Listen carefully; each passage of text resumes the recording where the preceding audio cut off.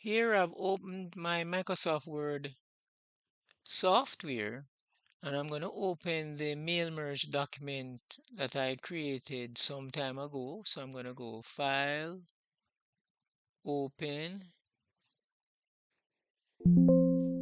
Then this dialog box will come up and it says data from your database will be placed in the document. Do you want to continue? Click yes. All right.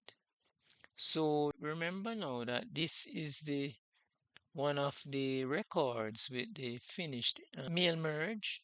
So to see the other documents, you'll have to click mailings on the tab on the ribbon labeled mailings. And when I click on preview results, I would see this letter, right? So let me zoom it out so you can see the entire letter. This was a letter that I created in the first video.